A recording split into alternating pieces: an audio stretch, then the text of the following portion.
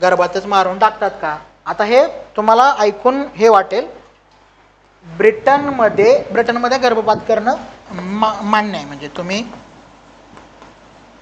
हे करू शकता, कायद्यानं मान्यता आहे गर्भपात करण्याला.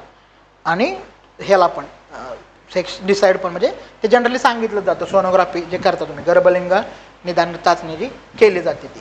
तर असं लक्षात आलंय की भारतीय जेवढे आहेत ब्रिटनमध्ये राहणारे,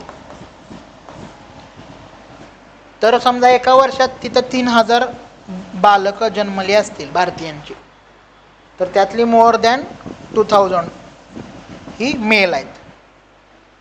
म्हणजे तो गर्भ जो आहे तो मुलाचा गर्भ आहे किंवा मुलगा जन्माला घातलेला आहे. हे तिथं जाऊन पण त्याच प्रकारची आपली सामाजिक हे आहे का, विचारसरणी आहे का, की एवढ्या प्रोग्रेसिव्ह सोसायटीमध्ये जरी तुम्ही गेला, जिथं हेल्थचं सगळं सरकार त्या ठिकाणी खर्च करतंय,